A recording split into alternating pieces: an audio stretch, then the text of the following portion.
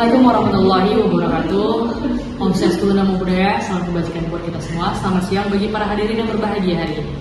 Baik, puji dan syukur tidak lupa kita panjatkan kepada Allah Subhanahu wa Ta'ala, karena berkat atas rahmat dan ridhonya kita dapat hadir dan berkumpul pada seminar hari ini yang berjudul Kejahatan Keuangan Digital. Baik, sebelumnya izinkan saya memperkenalkan diri. Saya Reva Aurelia, angkatan 23 dari Universitas Muhammadiyah Riau, Fakultas Hukum, Program Studi Ilmu Hukum, akan berkesempatan pada hari ini memandu acara kita pada hari ini. Baik, saya akan membacakan rentetan acara dari hari ini. Yang pertama adalah pembukaan acara yang dilakukan oleh saya sendiri selaku MC yang sedang berlangsung. Dan yang kedua, sambutan dari para moderator. Yang ketiga ada acara inti seminar. Yang keempat sesi tanya jawab. Yang terakhir adalah penutupan acara. Baik, selanjutnya saya akan memanggil rekan saya Rizka Novierda selaku moderator untuk melanjutkan acara seminar hari ini. Beri tepuk tangan untuk MC luar biasa kita pada siang hari ini. Assalamualaikum warahmatullahi wabarakatuh. Waalaikumsalam warahmatullahi wabarakatuh. Rekan-rekan sekalian, senang sekali saya Rizka Novierda, moderator seminar pada hari ini, menyambut Anda semua. Bagaimana kabarnya? Alhamdulillah sehat ya. Sehat. Mari kita bersyukur di tengah segala aktivitas kita masih diberikan kesehatan, rezeki, dan kesempatan baik untuk terus meningkatkan diri dan berproduktivitas.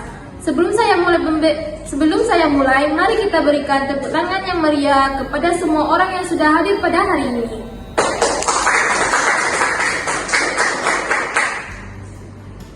Selamat datang di acara seminar kami pada hari ini akan membahas topik yang sangat relevan dan penting di era digital ini, yaitu kejahatan keuangan digital antara phishing, scam, dan tindak pidana pencucian uang (TPPU) online.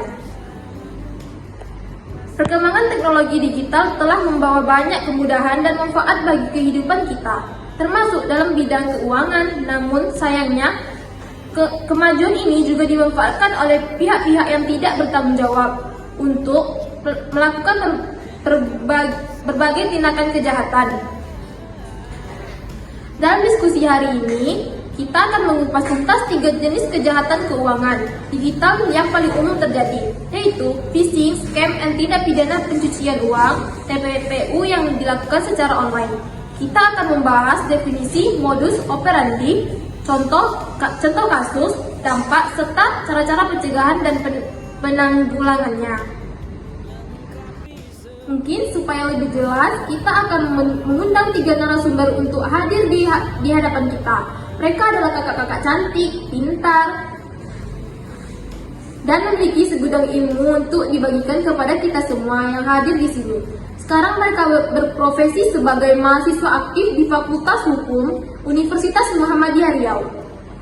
Mereka juga adalah salah satu mahasiswa ambis di bidangnya, dan juga mereka salah satu mahasiswa aktif di organisasi kampus.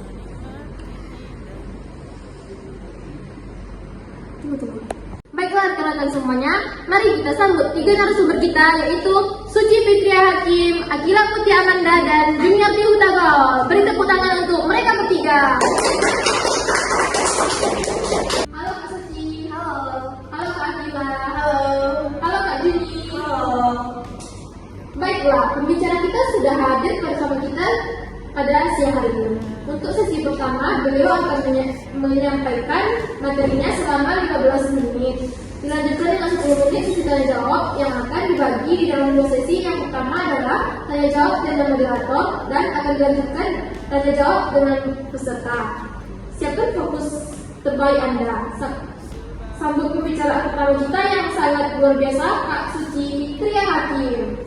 Terima kasih pada moderator yang telah memberikan kesempatan, waktu, dan tempat untuk saya menjelaskan materi. Materi saya yaitu tentang isu hukum pembuktian elektronik dan jurisdiksi lintas negara dalam kejahatan keuangan digital.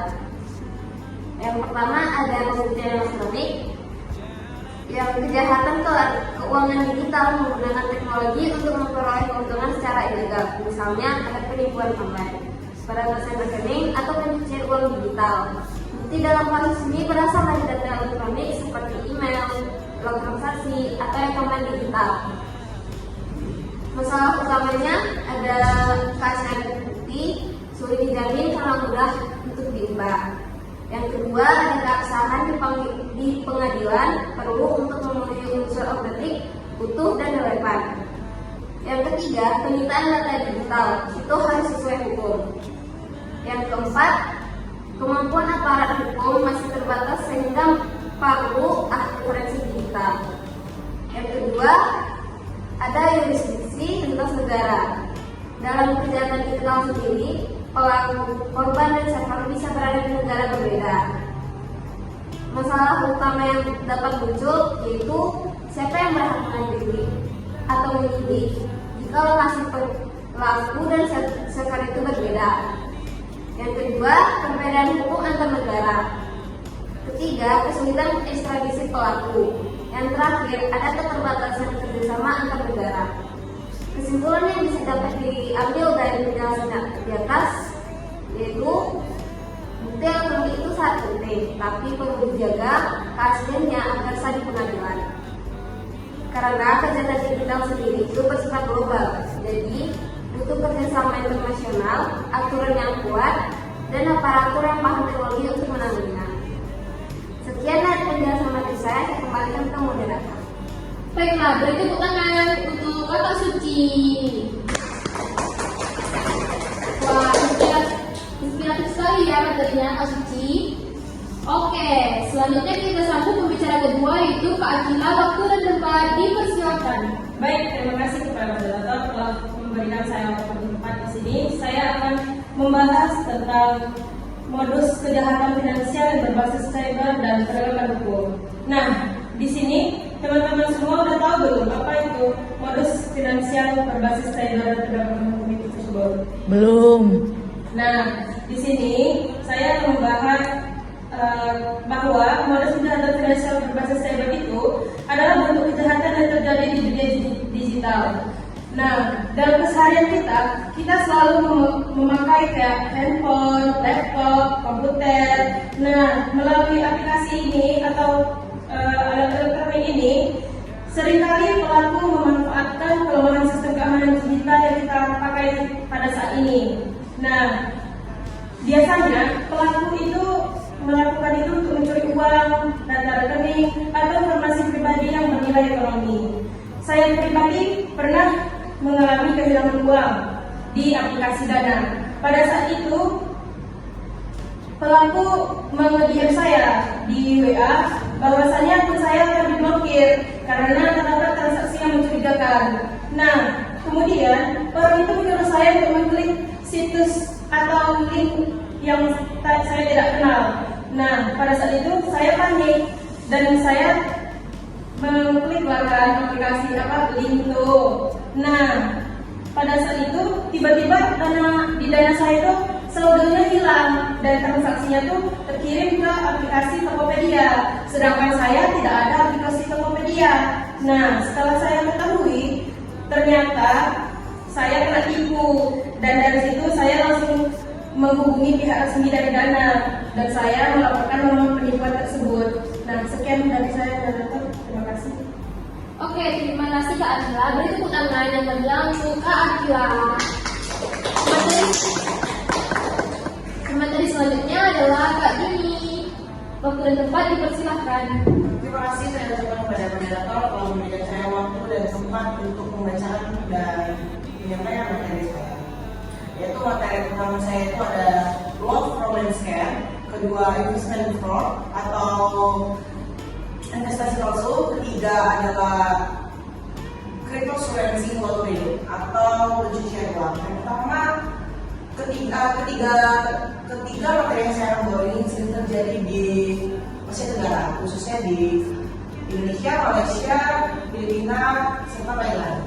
Dan yang kedua yaitu adalah Amerika Utara, yaitu Amerika Serikat dan Kanada.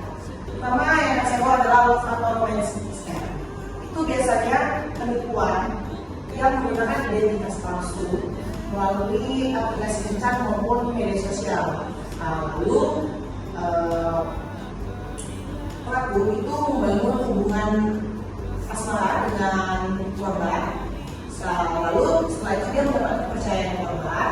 Kemudian setelah korban ini percaya, dia mau meminta uang kepada korban. Si pelaku ini minta uang kepada korban dan dilakukan secara terbuka. Yang kedua adalah impersonation fraud.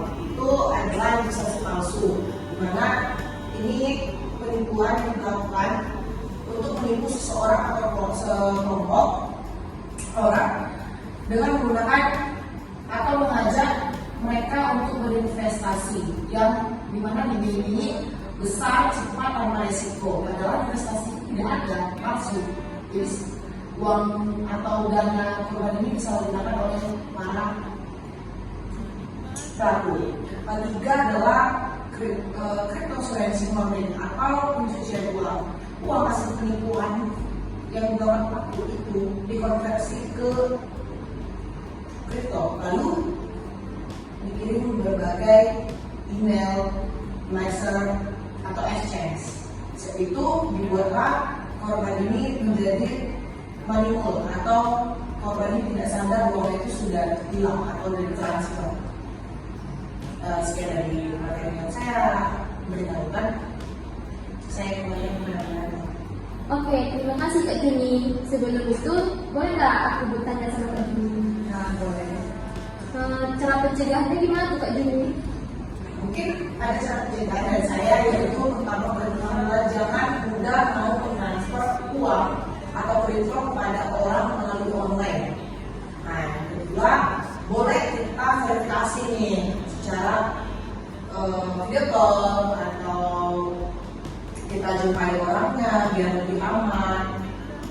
Nah, ketiga, kita jangan mau mudah tergiur, balik lagi ke amal ya. Oke, terima kasih Kak Juni. Baiklah, hadirin luar biasa ya insight yang kita dapat dari ketiga pemateri. Berikutnya, pada sesi selanjutnya saya akan membuka kesempatan untuk audiens yang ingin bertanya. Kesempatan diberikan kepada dua orang yang ingin bertanya. Kepada dua orang yang mau bertanya, saya persilahkan langsung saja angkat tangan dan sebutkan nama Anda.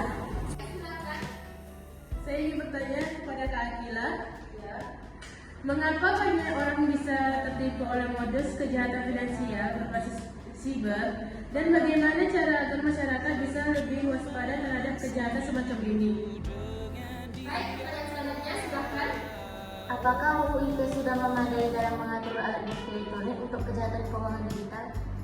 Oke, kepada narasumber boleh menjawab pertanyaan dari audiens. Baik, terima kasih kepada moderator.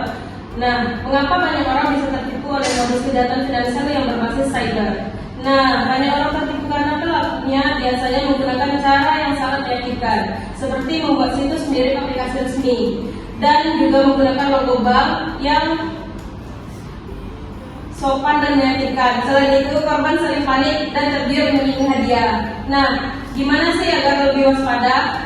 Jadi, agar lebih waspada itu, masyarakat perlu memeriksa kebenaran informasi melalui situs resmi, tidak membagikan data pribadi, dan juga menjaga kerahasiaan OTP, dan selalu waspada terhadap pesan dari nomor yang tidak dikenal.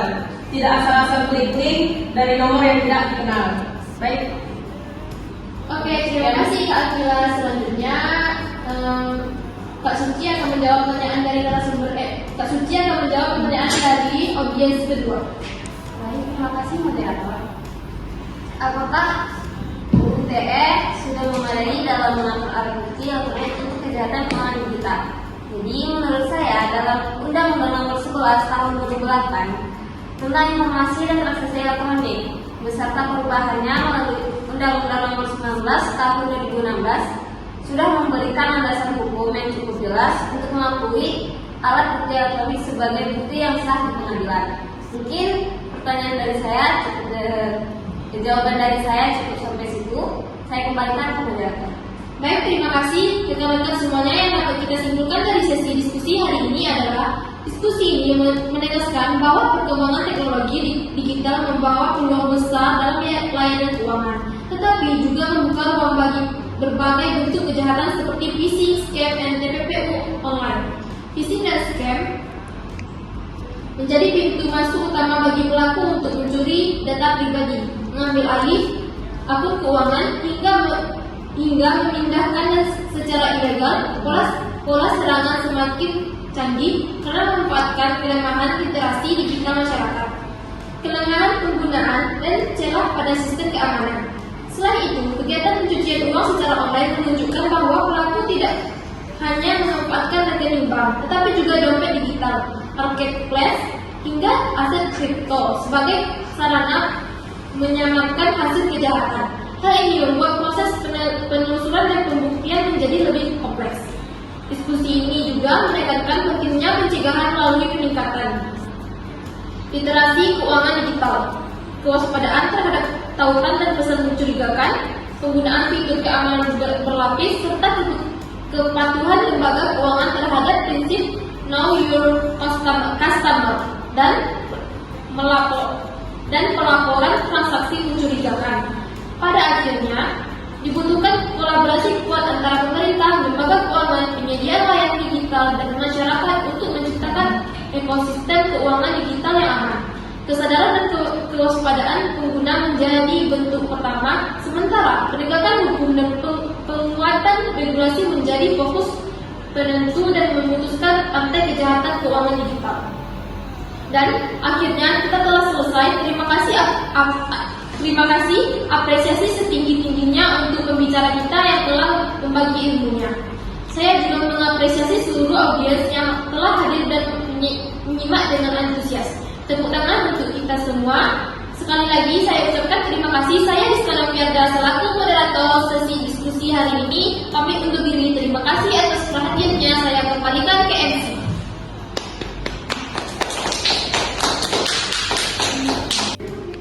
Baiklah, pada hadirin yang berbahagia, tibalah kita pada penghujung acara hari ini. Saya Rifa Aurelia, selaku MC yang membawakan acara hari ini, izin undur diri. Mohon maaf atas ketidaknyamanannya, dan terima kasih kepada narasumber dan juga audiens kita hari ini. Saya undur diri. Wassalamualaikum warahmatullahi wabarakatuh.